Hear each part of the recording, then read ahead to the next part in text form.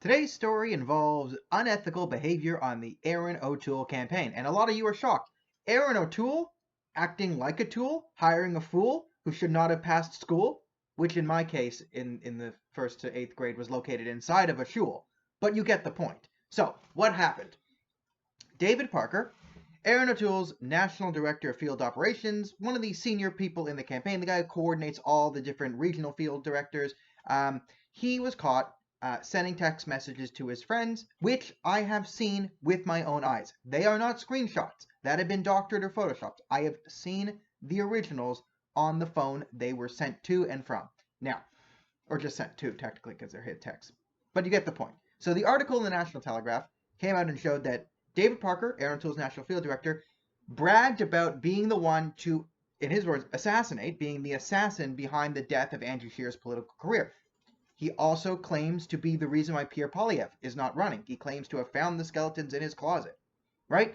After Jim Kalaharos, took shots at the O'Toole campaign and Waleed Suleiman, he was the one who texted someone, and again, I also know who was on the other end of that text. So when he claimed that they were photoshopped that time, that was a lie. So he has a history of lying about photoshopping text. He was the one who said, wait until we destroy his entire life for going after Waleed. Now, the interesting to note on that one is he said that after Jim Kalaharos was kicked out of the leadership race.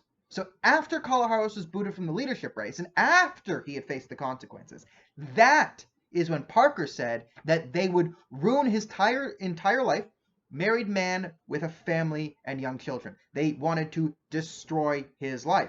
Now, after seeing that for months, the O'Toole campaign did nothing. They let him on there, kept him on there. Right? Now, these text messages have come out that he was the one trying to sabotage Scheer and Poilievre. Have they fired him? Now, people are claiming that they have fired him. I have had a conservative MP candidate, Sarah Fisher. She said she heard rumors that Parker had been kicked off the campaign. Maybe that's true. I checked his LinkedIn. It still says he's on the O'Toole campaign. So that's what it said before this video was being filmed. We are reaching out to the O'Toole campaign and all the people there to see if they have let David Parker go. We don't know. But regardless, doesn't this look kind of, if they don't let him go, doesn't it look kind of shady on Erin O'Toole's behalf? Like, if he wasn't the one to knife Andrew Scheer in the back, which his national field director claims he was, or at least he was, then doesn't it look kind of shady and underhanded and kind of Erin O'Toole-ish that Erin O'Toole would be calling Andrew Scheer his friend at the debates and somebody greatly admires and wishing him a great job and talking about how great he was on his way out the door. Oh, Andrew Scheer is so great. And the fact that he was the one who knifed Andrew Scheer in the back to step over him on his climb to try and become leader of the Conservative Party. Now, I know you're saying, this doesn't sound like Erin O'Toole. No, of course it does.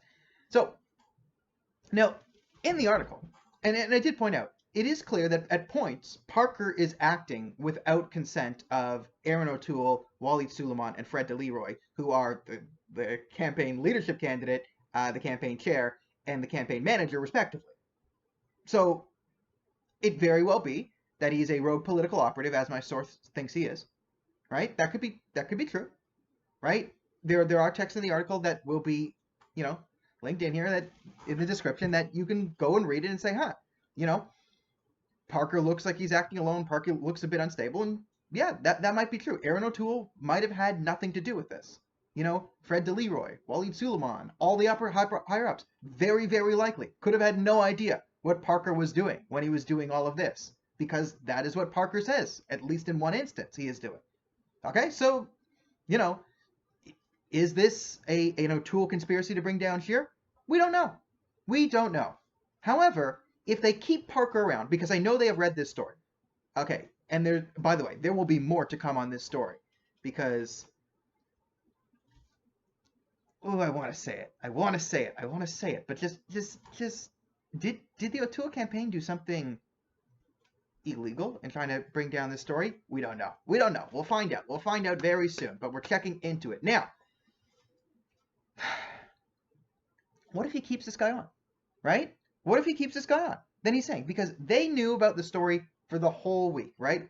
Other publications were made aware of this information. They didn't publish it, okay? I was the only journalist in Canada who said, yeah, I can verify this is factually true and important to the country. Yeah, I'll run this. What the hell?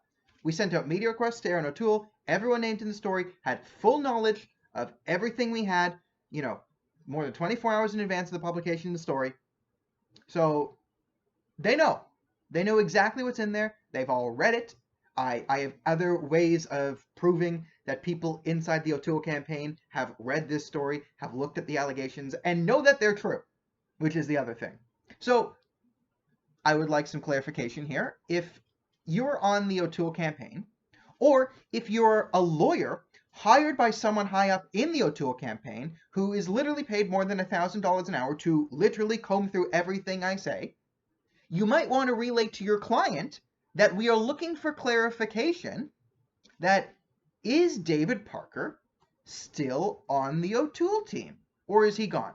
So you don't need to say, you could just send me an email, guys, right? Just send me off another email.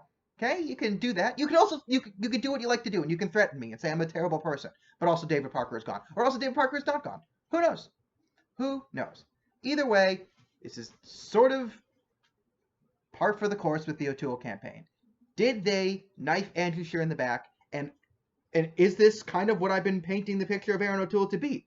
A man who lusts after power and will be willing to do whatever it takes, betray whatever principles he clearly doesn't have to get it. Is he? Is he that man? I don't know. But he could, if he gets rid of the guy who claims to be the political assassin, maybe that would help his case. Maybe they make him look like a decent human being.